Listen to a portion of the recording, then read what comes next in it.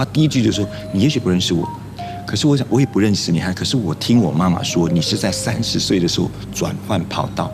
那我想告诉他，现在在英国，他说我现在念着法律系，可是我想念的是新闻，或者是我忘了是新闻还是广播系。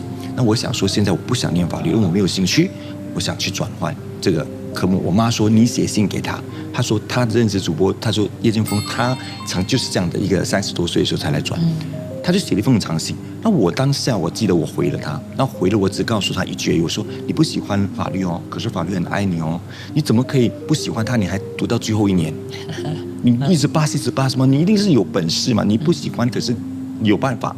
我说读完，反正读完那1年过后你再转，没有，你为什么要浪费嘛？可能他们当下是当局者迷啊，他们没有想到这些。我说读完它，你再拿一个 double degree 双文凭就好了，你再拿。结果我也忘了，这是真的很久。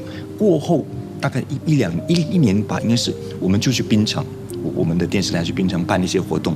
那我就有一位妈妈，我知道是大概是大妈级啦，就是比较大姐这样子，她就交一个东西给我，就是一个花和一张卡。我也问啊，谢谢你是。后来我再回到酒店，我看的时候，她写的，她第一句也是这样子，也许不认识我。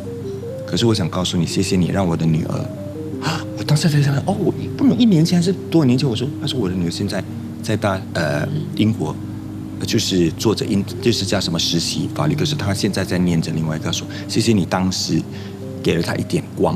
哇！我那时我只是觉得你没有想到，你只是回一封信。我对那特别印象深刻，就是因为她很用英文。